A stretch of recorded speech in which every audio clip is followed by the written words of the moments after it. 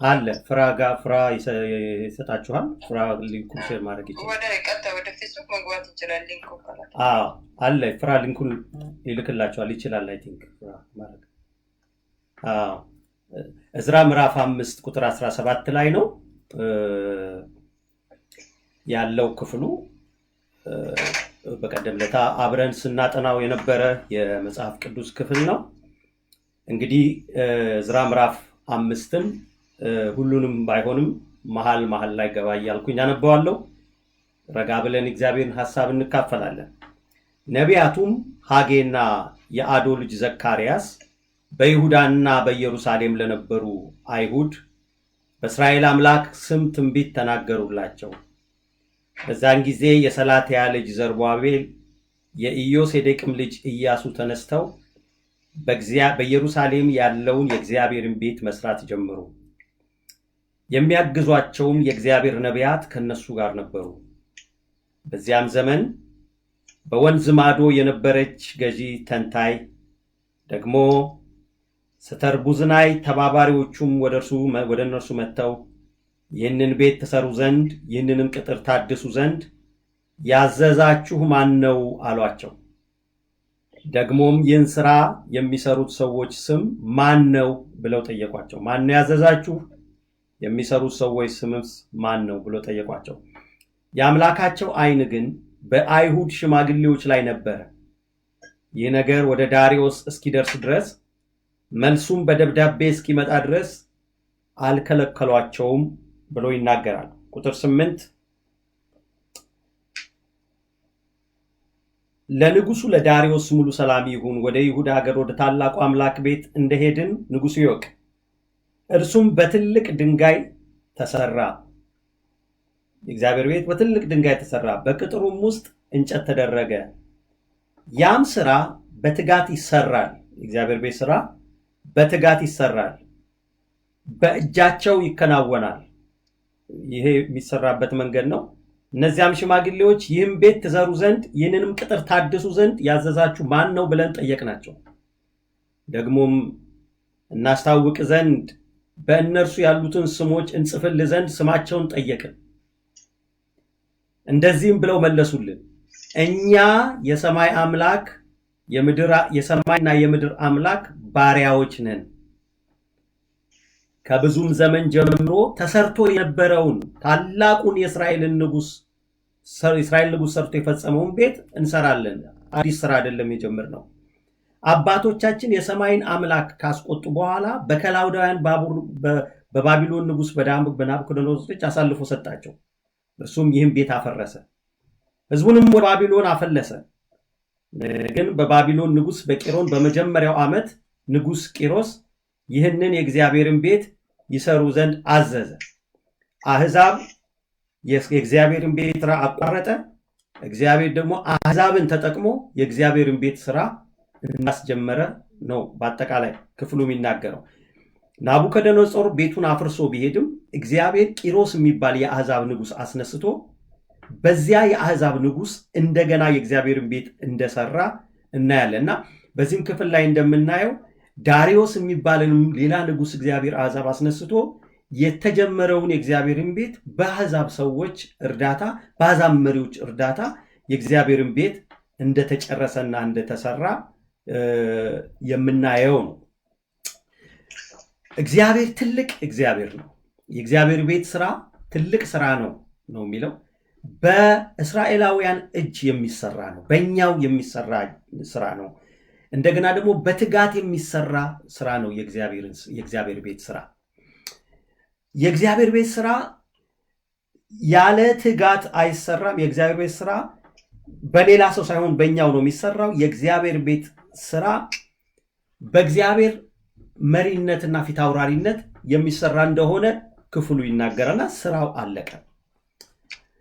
ይህንን ክፍል አይታችሁት ለማታውቁ ወይም ደግሞ ለቆያችሁ እስራኤላውያን ከግብፅ ሀገር በነህምያና በእዝራ እንደገናም ደግሞ በዘካርያስ በኢያሱ አማካኝነት ከተመለሱ በኋላ የእግዚአብሔርን ቅጥርና የእግዚአብሔርን ቤት የመስራት ስራ ላይ ተጠምደው ነበርና ቅጥሩን በ52 ቀን ሰሩ፣ መቅደሱንም ሰሩና ይሄ መቅደሱ ሳያልቅ በዛን አካባቢ ያሉ የእግዚአብሔርን ቤት መሰራት የማይወዱ ክፎች መጡና የእግዚአብሔርን ቤት ስራ አቋረጡት። ለንጉስ ደብዳቤ ጽፈው ንጉሱን አሳምነው በምን አሳመኑት? ንጉሱን ይሄ መቅደስ የተሰራ እንደሆነ ይሄ ቅጥር የተሰራ እንደሆነ አንተ ርስት እንደሌለህ እወቅ፣ ማንም አይታዘዝልህም፣ ንጉስ መሆንህም ሁሉ ይተዋል ብለውት ለንጉሱ በስህተት አሳምነውት ንጉስ ደብዳቤ ጽፎ ለ16 ዓመት አካባቢ የእግዚአብሔር ቤት ስራ ተቋረጠ።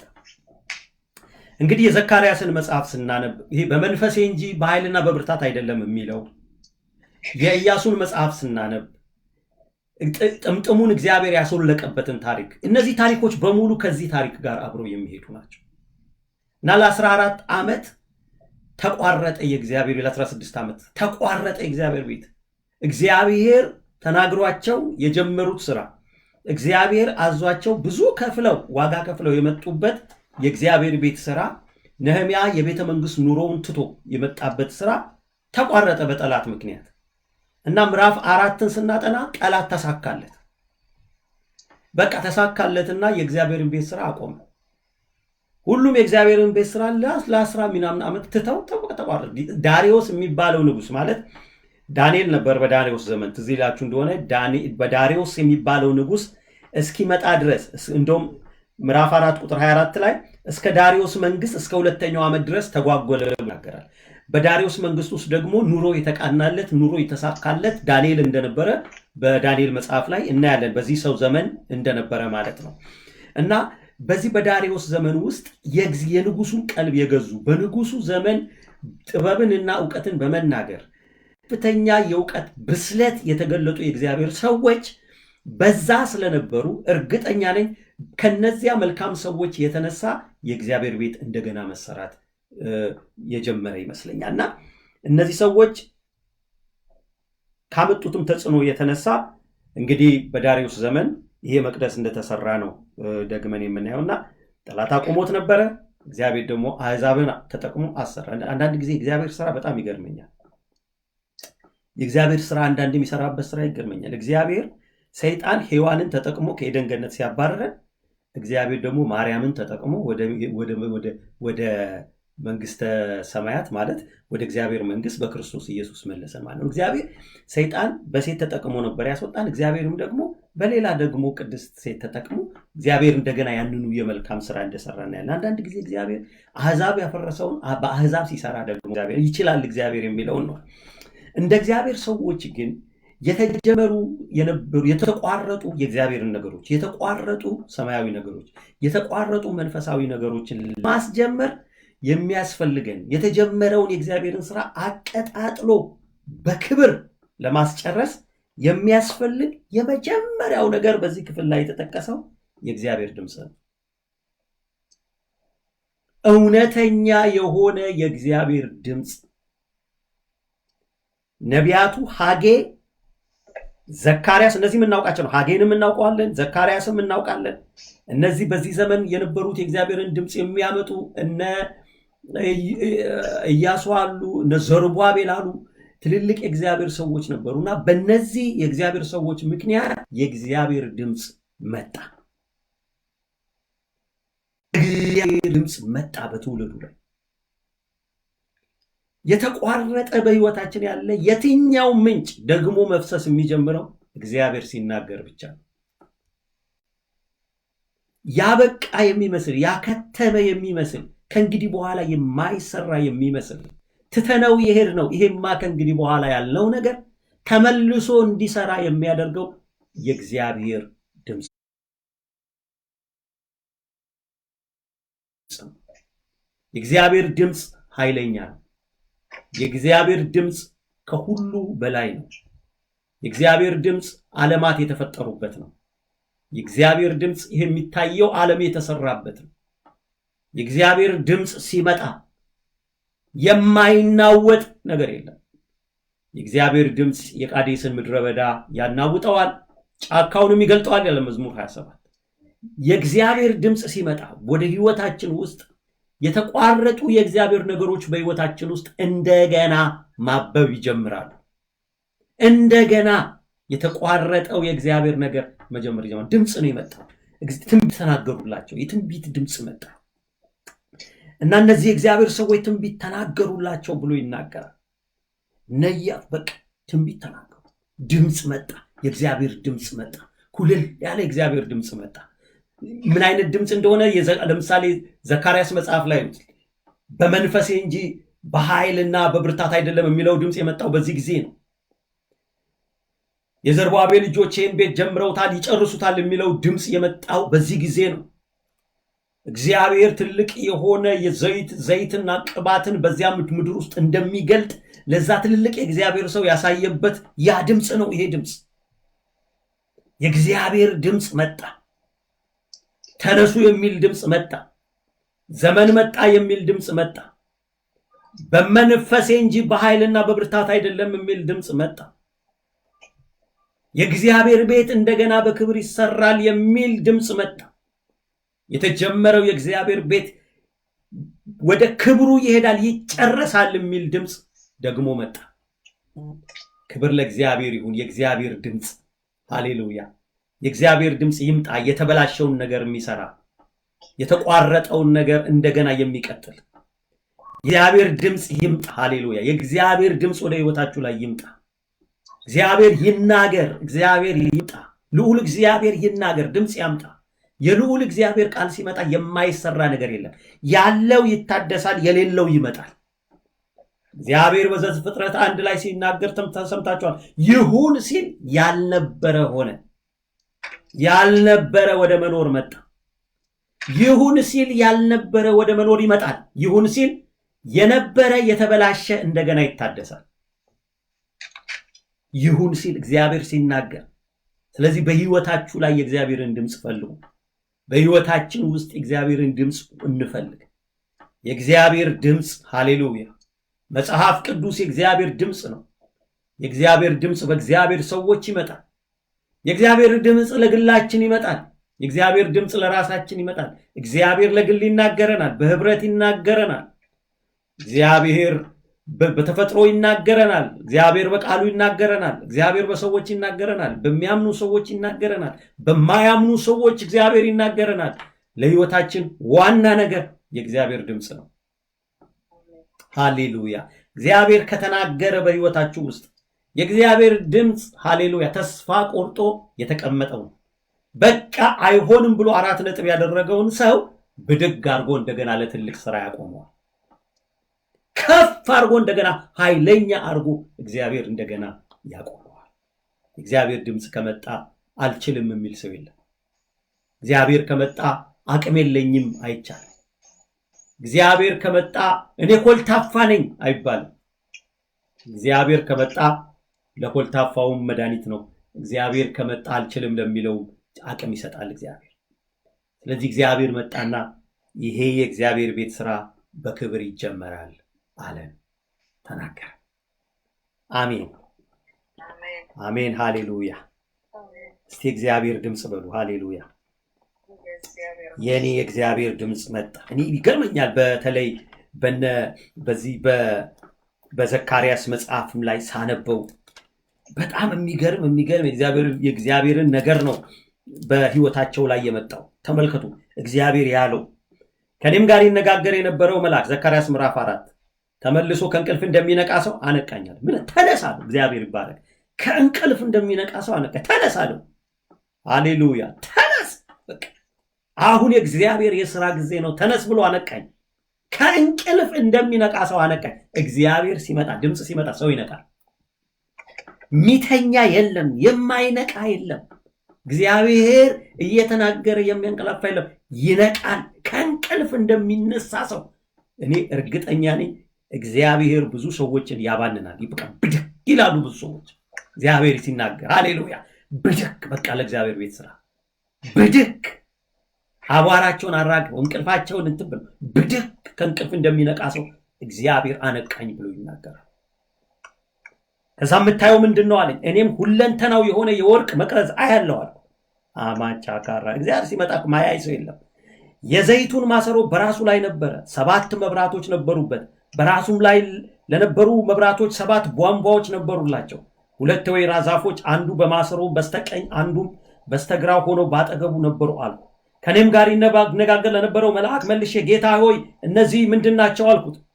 ምንድነው ይሄ ዘይቱ? ምንድነው ይሄ ማሰሮ? ምንድነው ይሄ የወርቅ መቅረዝ? ምንድነው የምታሳየኝ ነገር? ምንድነው አይኔ ላይ የመጣው አንቅተ የምትነግረኝ ነገር ምንድነው? እግዚአብሔር ሆይ ንገረኝ። ምንድነው? ንገረኝ። ምንድናቸው እነዚህ አልኩት። ከኔ ጋር ይነጋገር የነበረው መልአክ መልሶ እንደዚህ አለኝ፣ እነዚህ ምን እንደሆኑ አታውቅም አለኝ። ጌታዬ ሆይ አላውቅም አልኩ። መልሶም ለዘሩባቤል የተባለው የእግዚአብሔር ቃል ይህ ነው አለ። አሜን ሃሌሉያ። ካላወቅ ለዘሩባቤል የተነገረው የእግዚአብሔር ቃል ይህ ነው። እሱ ነው፣ ድምጽ ነው። የእግዚአብሔር ቃል ይህ ነው። ለዘሩባቤል የተናገረው የእግዚአብሔር ቃል ነው። በመንፈሴ እንጂ በኃይልና በብርታት አይደለም ይላል የሰራዊት ጌታ እግዚአብሔር ሆይ። እግዚአብሔር መጣ። በቃ አቋርጠው ትተው ሄደው ነበር። እግዚአብሔር መጣ። በመንፈሴ አለ። መንፈሱን እግዚአብሔር በመካከላቸው እንደሚገልጥ፣ መንፈሱ በመካከላቸው እንደሚሰራና መንፈሱ ደግሞ በመካከላቸው ድንቅ እንደሚያደርግ ተናገራቸው። ከእንግዲህ በኋላ የምትሰሩት በመንፈስ ነው እንጂ በኃይልና በብርታት በፍጹም አይደለም አላቸው። የኃይል የብርታት ነገር የለም፣ የመንፈስ ቅዱስ ነገር በሕይወታችሁ ላይ ይገለጣል ብሎ ተናገረ። ከዚያ በኋላ ያው ድምፅ ታላቅ ተራራ ሆይ፣ በጊዜው ተራራ ነበር በፊታቸው። አንደኛው ተራራ አላሰራ ያለው ንጉሥ ነው። ሁለተኛው ተራራ ህዝቡ ነው። ሶስተኛው ተራራ የህዝቡ መተኛት ነው። የህዝቡ ማንቀላፋትና ተስፋ መቁረጥ ነው። ብዙ ተራራዎች ነበሩባቸው። እግዚአብሔር ለተራራዎቹ ተናገረ። ምንድነው ብሎ እግዚአብሔር ተራራውን ጠየቀው። አሁን በዘሩባቤል ፊት ደልዳላ ትሆናለህ፣ ሰዎችም ሞገስ ይሁንለት ብለው እየጮሁ እርሱ መደምደሚያውን ድንጋይ ያወጣል ብሎ ተናገረኛል። በቃ እግዚአብሔር ድምጽ መጣ። አንተ ተራራ ምንድነህ? በዘሩባቤል ፊት፣ በእስራኤል ፊት፣ በዚህ ሁሉ ፊት ደልዳላ ሜዳ ትሆናለህ። እግዚአብሔር ሲመጣ ተራራዎችን ሁሉ ደልዳላ ሜዳ ያረጋቸዋል። እንቅፋቶችን ሁሉ ያነሳቸዋል። ሰርጓጉጦችን ሁሉ ዝቅ ያረጋቸዋል። ከዛ በኋላ ቁጥር 8 ይሁት የእግዚአብሔር ቃል ወደ እኔ እንዲህ ሲል መጣ። የዘሩባቤል እጆች ይህን ቤት መሰረቱ፣ የእርሱ እጆች ይፈጽሙታል። የሰራዊት ጌታ እግዚአብሔር ወደ እናንተ እንደላከኝ ታውቃላችሁ። በጣም የሚገርም መልእክት ነው። ያንተ እጆች ናቸው የጀመሩት። ያንተ እጆች ይቀይራል። ለሌላ ትውልድ አይደለም፣ ባንተው ነው መሰራው እግዚአብሔር ብሎ መጣ። ባንተው ነው መሰራው፣ ባንተው ነው የምጠቀመው ብሎ እግዚአብሔር መጣ። ይሄ ነው የመጣው የእግዚአብሔር ድምጽ። ይሄ ነው የመጣው የእግዚአብሔር በጊዜው የመጣው የእግዚአብሔር ድምጽ። ስራ አቋርጠው የተቀመጡ ሰዎችን የሚያነቃ የእግዚአብሔር ተኝተው የነበሩ እንቅልፍ ላይ የነበሩ መንፈሳዊ እንቅልፍ ላይ የነበሩትን ነቢያቶችን ሳይቀር እግዚአብሔር ያስነሳበት ቃል ይሄ ነው። ስለዚህ የእግዚአብሔር ቤት ስራ የሚሰራው በእግዚአብሔር ቃልና በእግዚአብሔር ድምጽ ነው። የእግዚአብሔር ድምጽ በህይወታችን ውስጥ በጣም ኢምፖርታንት ነው። ለዚህ ነው እግዚአብሔር ሁሉ ጊዜ የሚናገረን። ለዚህ ነው እግዚአብሔር በጣም ሲቆጣ የሚከለክለው ነገር ቢኖር ድምጹን ነው። በጣም ሲባርክ እግዚአብሔር የሚናገረው የሚሰጠው ድምጹን ነው። አሁን በሳኦልና በዳዊት መካከል የምናየው እንደዚህ ነው። ሳኦል እግዚአብሔር ስለቆረጠበት ነብይ ያላከበት ቃላከለት ዝም አለው። እግዚአብሔር ዝም ሲቀጣ ዝም ነው የሚለው። በረከቱ ደግሞ ድምጹ እግዚአብሔር ድምጽ። ስለዚህ እግዚአብሔርን ቤት ለመስራት የተቋረጠውን ነገር በህይወት ለመጀመር በክብር ለመጀመርና ለመጨረስ ድምጽ ነው የሚያስፈልገው። ሁለተኛው በጣም የሚያስፈልገው ነገር ድምጽ ሰምተው የሚታዘዙ ሰዎች፣ እግዚአብሔርን ሰምተው ለመጣው የእግዚአብሔር ሐሳብ የሚታዘዙ የሚገዙ እሺ የሚሉ ሰዎች ያስፈልጋሉ። የመጣውን የእግዚአብሔርን ቃል ወደ ተግባር የሚቀይሩ። ይሄን ክፍል ስናነበው በዚያን ጊዜ የሰላትያ ልጅ ዘሩባቤል የኢዮሴዴቅም ልጅ ኢያሱ ተነስተው በኢየሩሳሌም ያለውን የእግዚአብሔርን ቤት ስራ መስራት ጀመሩ። እግዚአብሔር ሲናገራቸው ድምጽ ሲመጣ በሕይወታቸው ተነሱ። ስለዚህ የእግዚአብሔርን ቤት ለመስራት የእግዚአብሔርን ድምጽ ሰምቶ ተነስቶ ስራ የሚጀምር ትውልድ ያስፈልጋል። ወደ ስራ የሚገባ ተነስተው ጀመሩ። የንጉስ ፈቃድ ሳይጠይቁ፣ የሰው ፈቃድ ሳይጠይቁ፣ ምንም ፈቃድ እግዚአብሔር ስለተናገራቸው አይናቸውን ጨፍነው መጥተው እግዚአብሔርን ቤት እንደገና መስራት ጀመሩ። እነዚህ ሰዎች እግዚአብሔርን ቤት ስራ መስራት ጀመሩ። ወደ ታች ስንወርድ እናየዋለን። ገና የንጉስ ደብዳቤ አልመጣም። ማንም ሰው ስሩ አላላቸውም። እግዚአብሔር ብቻ ነው ስሩ ያላቸው። ስንቶቻችንን በህይወታችን ውስጥ የእግዚአብሔርን ድምጽ ሰምተን ለሰማነው የእግዚአብሔር ድምጽ ወዲያው ምላሽ የምንሰጥ? በህይወታችን ውስጥ የተቋረጡ የእግዚአብሔር ነገሮች እንዲጨምሩ እግዚአብሔር በኃይል በመለቀቅ በህይወታችን የጀመረውን ዘላለማዊ አጀንዳ በግል ህይወታችሁ እንዲፈጽም እንዲያደርግላችሁ ከፈለጋችሁ የሰማችሁትን ድምጽ አታቆዩ። ወዲያው እግዚአብሔር ያላችሁን ነገር ማድረግ ጀምሩ። እግዚአብሔር የተናገራችሁን ነገር ማድረግ ጀምሩ። እግዚአብሔር ተናግሮን ምንቆይ ከሆነ ጠላት ጣልቃ ይገባል።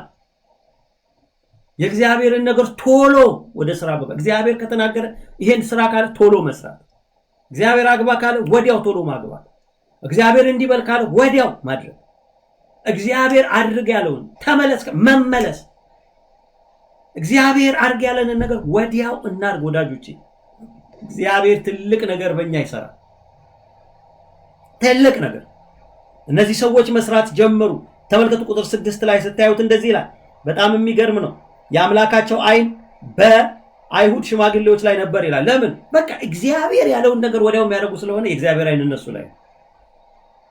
እግዚአብሔር አይኖቹ ወደ ባን ናቸው ካላችሁ ሰምተውት ወደሚያደርጉ፣ ቃሉን ሰምተው በቃሉ ወደሚኖሩ፣ ቃሌን ሰምቶ የሚያደርገው አይደለም የሚለው መጽሐፍ ቅዱስ። ጌታ ኢየሱስ ሲናገር በቃ የእግዚአብሔር አይኖች በእነዚህ አይነት ሰዎች ላይ ናቸው።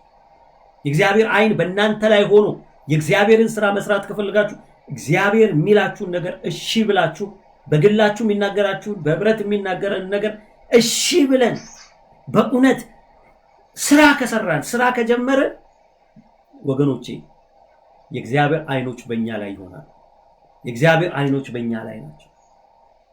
የእግዚአብሔር አይኖች፣ የእግዚአብሔር አትኩሮት፣ የእግዚአብሔር ልብ በእነሱ ላይ ነበር ይላል። መሪዎቹ ላይ ነበር። እግዚአብሔር ልብ፣ የእግዚአብሔር አይን በእነሱ ላይ ነበር እና ማንም ሰው ደብዳቤው እስኪመጣ ማንም ሰው አልከለከላቸውም። ማንም ሊከለክላቸው አልቻለም። ማረጋገጫው እስኪመጣ ድረስ፣ ደብዳቤው እስኪመጣ ድረስ ስራውን እየሰሩ ነው የጠበቁት። ማንም ሊከለክላቸው አልቻለም። እግዚአብሔር ከተናገረ፣ እግዚአብሔር ካለ ካዘዘው ማን ሊከለክለው ይችላል? ሰው እግዚአብሔር የተናገረውን ሰው ማን ማቆም ይችላል? እግዚአብሔር የተናገረውን ህዝብ ማን መገደብ ይችላል? እግዚአብሔር ድምጹን የላከበትን ትውልድ ማን ማቆም ይችላል? ማንም አይችልም። ማንም አልከለከላቸው። ማንም ፊታቸው ይቆም ዘንድ አቅም አልነበረው። ማንም እንደ ድሮ አቆሙ የሚላቸው የለም። እስከተወሰነ ጊዜ ድረስ ደብዳቤው እስኪመጣ ማንም አልከለከላቸውም። በዚያ በኋላ እንግዲህ በወንዝ ማዶ የነበረ ገዢ ተንታይ እና ሌላዎች ተባባሪዎቹ እነዚያ አፋርሳካውያን የሚባሉት ወደ ዳሪዮስ ደብዳቤ ላኩ። ያልተሳካ ፉርሽ የሆነ ደብዳቤ ነው። ክብር ለእግዚአብሔር ይሁን። እግዚአብሔር ቤት ስራ ይሰራል። በትጋት ነው የሚሰራው፣ በእጃቸው ይከናወናል ብለው መሰከሩ። ይሄ ነው የእግዚአብሔር ቤት የሚሰራው በምስክርነትም ጭምር። ኢቭን የማያምኑ ሰዎች እንኳን እነዚህ ሰዎች የእግዚአብሔርን ስራ እንደሚሰሩ ምስክሮች ነበሩ። እግዚአብሔራዊ ያልሆኑ ሰዎች እንኳን በትጋት እንደሚሰሩ፣ በእጃቸው እንደሚከናወን፣ በእንጨት በድንጋይ ሁሉ እንደሚሰራ በትጋት እንደሚሰሩ፣ በእጃቸው እንደሚከናወን እነዚህ ሰዎች ምስክር ናቸው። አይተዋል። ለንጉሱ ይመሰክራሉ። በእጃቸው የእግዚአብሔር ስራ እየተሰራ ነው።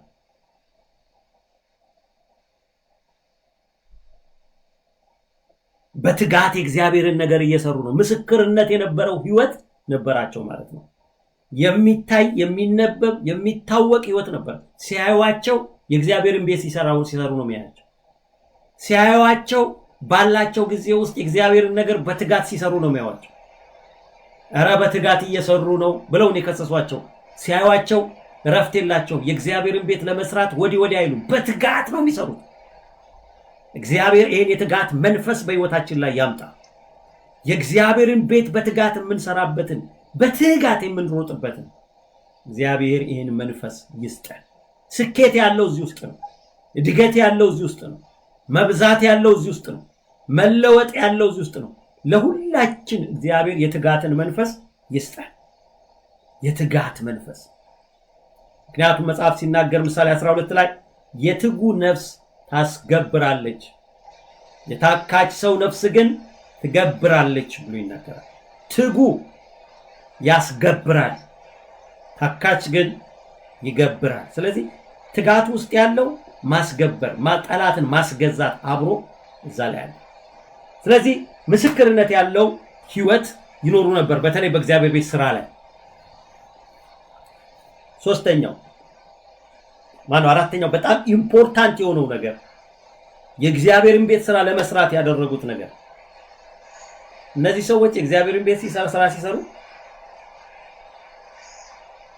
እንዴት እንደሚሰሩት ያውቃሉ። የእግዚአብሔርን ቤት ስራ ለመስራት እንደ አንድ ሰው መቆም አለብን። በህብረት መቆም አለብን። በተናጠል መሄድ የለብን። እንደ ቤተክርስቲያን ነው መጠቀስ ያለብን። ቤተክርስቲያን ነው ብርታታችንም ውድቀታችንም እንደ ቤተክርስቲያን ነው መጠቀስ ያለበት። በህብረት መቆም ነው። ቤተክርስቲያን ማንም ሰው ራሱን የሚያሳይበት ቦታ አይደለም። ቤተክርስቲያን እግዚአብሔር የሚታይበት የቅዱሳን ህብረት ያለበት ቦታ ነው። ቤተክርስቲያን የጸሎት ቤት፣ ቤተክርስቲያን ኢየሱስ የበላይ የሆነባት፣ ኢየሱስ ራስ የሆነባት፣ ኢየሱስ ብቻ ደምቆና ከብሮ የሚታይባት ቦታ ናት።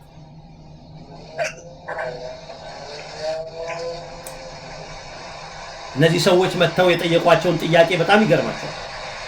ቁጥር 9 ላይ ተመልከቱ። እነዚህ ሽማግሌዎችን ቤት ትሰሩ ዘንድ ይህንንስ ቅጥር ታድሱ ዘንድ ያዘዛችሁ ማን ነው ብለን ጠየቅናቸው። ማን ነው ያዘዛችሁ ብለን ጠየቅናቸው። ደግሞ እናስታውቅ ዘንድ ለስለላ ነው የጠየቋቸው። በእነርሱ ያሉትን ስሞች ንገሩን፣ ማን ነው እየሰራ ያለው ብለን ጠየቅን። እነዚህም ብሎ መለሱልን። ምን አሏቸው? እኛ የሰማይና የምድር አምላክ ባሪያዎች ነን።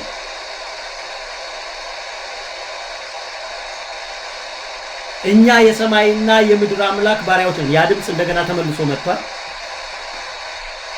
እኛ የሰማይና የምድር ጌታ ባሪያዎች ነን።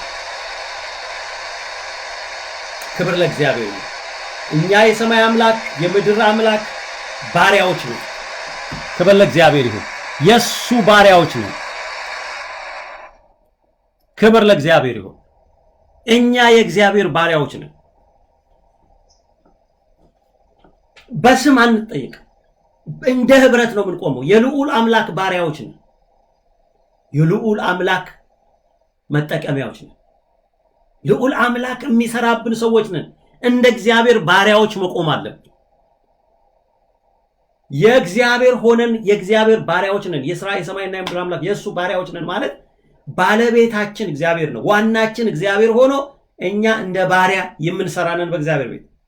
ልክ በመጽሐፍ ቅዱስ ውስጥ እኛ የማንጠቅም ባሪያዎች ነን እንዳሉ ሐዋርያት ባሪያዎች ነን በሉም ተብሎ እንደተጻፈ እንደዚህ ነው። በዚህ መንፈስ የምናገለግል ከሆነ የእግዚአብሔር ቤት በክብር ይሰራል። እኛ ባሪያዎች ነን። እኛ ማንጠቅም ባሪያዎች ነን።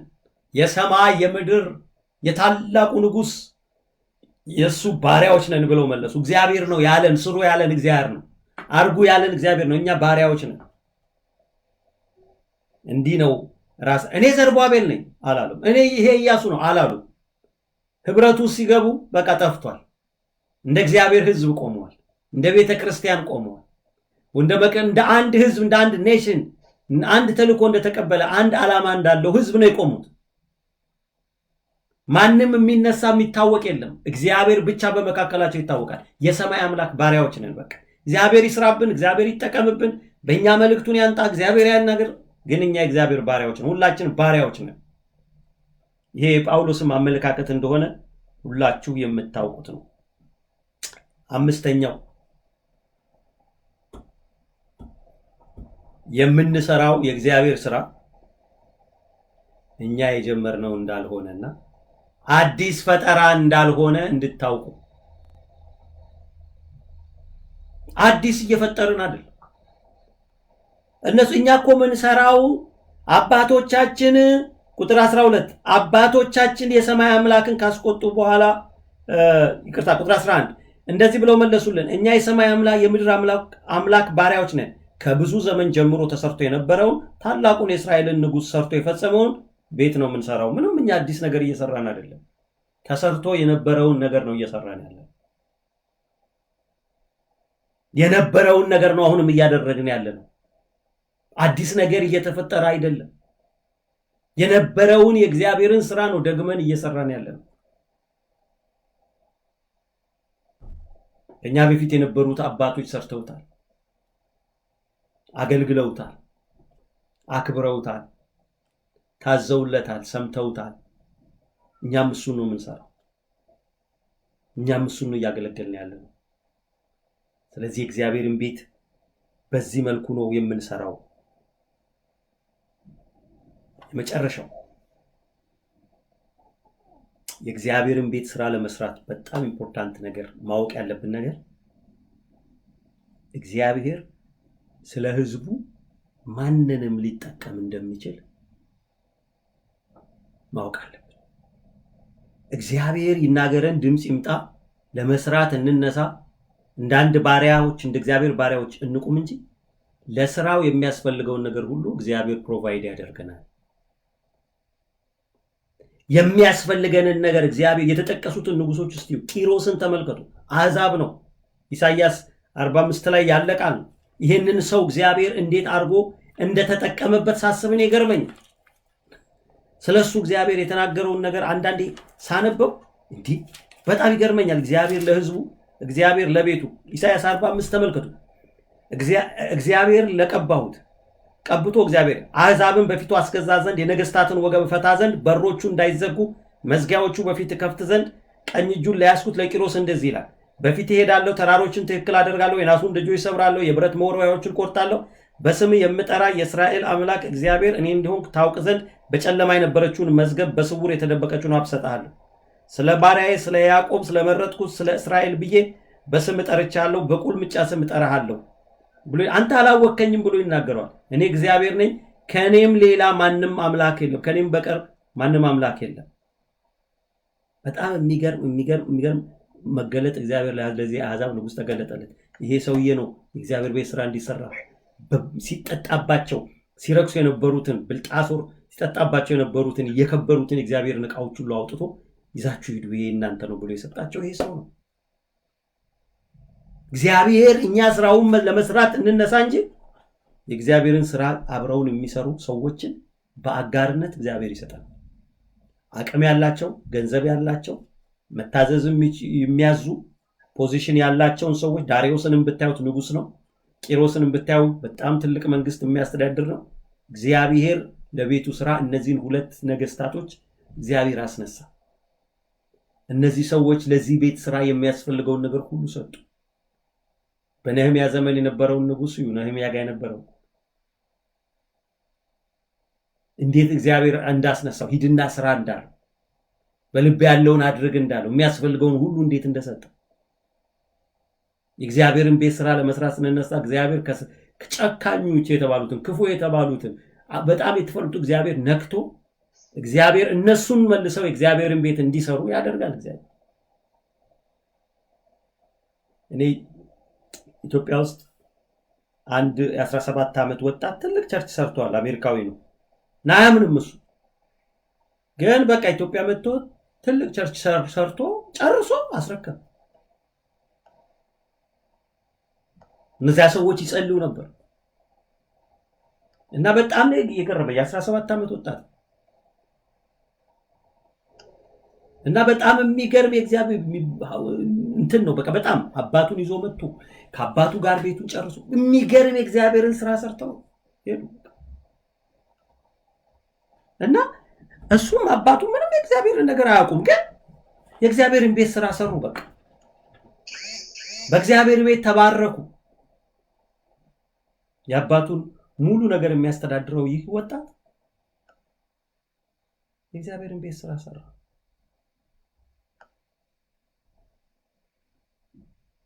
እኔ ዛሬ የምላችሁ ይሄንን ነው። እግዚአብሔር ልባቸውን ከነካ ሰዎች ይበቅ የማያደርጉት ነገር የለምና አህዛቦች ተነስተው የእግዚአብሔርን ቤት መተው ሰሩ። ፈረንጆች እኔ ይገርመኛል። አሁን ትልልቅ እዛ በሕይወት ብርሃን ቤተክርስቲያን ውስጥ በየአንድ ስቲፍ የሚባል ሰው ነበር፣ በጣም የሚገርም ሰውና ሼል የሚባል ሌላ ስዊድናዊም ሰው ነበር። ይሄ ሰውዬ ስዊድናዊ ሰውዬ በተለይ ሼል የሚባለው ኢንጂነር ነው እና ስራው ምንድነው? በየከተማው እየሄደ ቸርች መስራት። በየከተማው እየሄደ ቸርች ሰራ እና አሁን በሕይወት ይኑር አይኑር አላውቅም። በጣም ትልልቅ ቸርቾችን ሰርቷል። በተለይ በሕይወት ብርሃን ውስጥ ጸልይ ሲሉት እኔ መጸለይ አልችልም ይላል። እኔ የምችለው የእግዚአብሔርን ቤት መስራት ነው እና የእግዚአብሔርን ቤት ይሰራል። እግዚአብሔር እሱ ይበለንና እኛ ከእግዚአብሔር ጋር አንድ ሆነን እንቁም እንጂ ለምንሰራው ስራ የሚያስፈልገውን ነገር እግዚአብሔር ያመጣል። እግዚአብሔር የሰው ደሃ፣ እግዚአብሔር የብር ደሃ አይደለም። ስለዚህ እግዚአብሔርን ቤት ለመስራት እግዚአብሔርን ድምጽ መስማት፣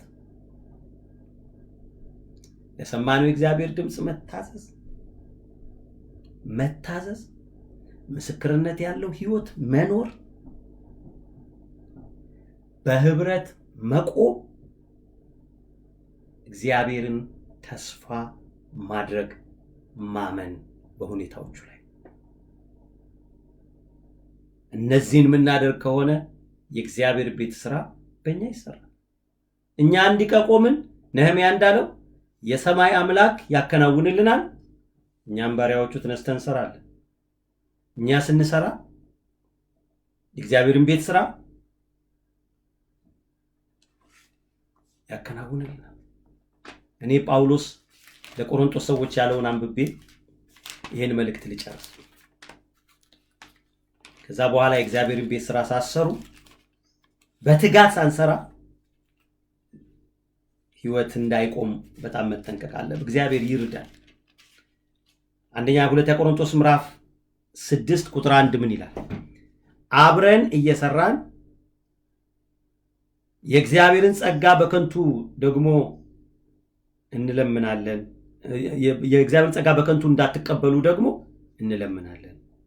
በተወደደ ሰዓት ሰማሁህ፣ በመዳን ቀን ረዳሁህ ይላልና እነሆ የተወደደ ሰዓት አሁን ነው፣ የመዳን ቀን ደግሞ አሁን ነው።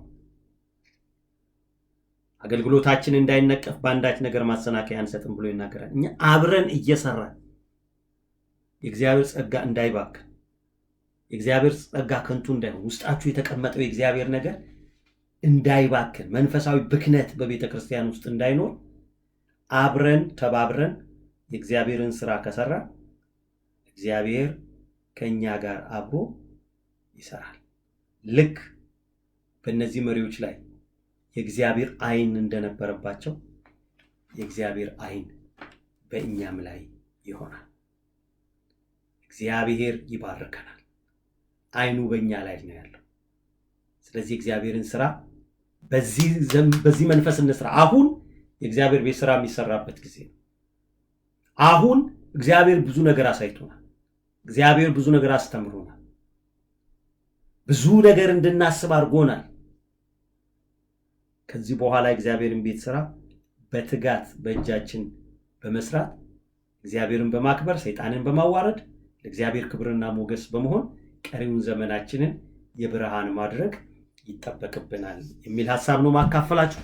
አብረን እንጸልይ። ክብር ለእግዚአብሔር ይሁን። እግዚአብሔር ትልቅ ነው። እግዚአብሔር ትልቅ ነው። እግዚአብሔር ስራ በምድሪቱ ላይ እንዲሰራ፣ በሀገሩ ላይ እንዲሰራ እኛም ብቻ እኮ አይደለንም። ቅድም ሲጸለይ እንደነበረው ፍራ ሲጸለይ እንደነበረው ሌሎችም እንዲሰሩ የእግዚአብሔር ስራ ሲሰራ፣ የእግዚአብሔር መንግስት ስራ ሲሰራ፣ የቤተ ክርስቲያን ስራ ሲሰራ የሚከብረው እግዚአብሔር የሚዋረደው ሰይጣን ስለሆነ በምድሪቱ ላይ ታላቅ ሪቫይቫል እንዲነሳ ነው አብረን መጸለይ ያለብን። ለዚህ ደግሞ አብረን መስራት አለብን። እግዚአብሔር እንዲረዳን እንጸልያለን፣ አብረን እንጸልያለን። ክብር ለእግዚአብሔር ይሁን። ሰሎሜ ትጸልይልናለች። ክብር ለእግዚአብሔር ይሁን። ሃሌሉያ።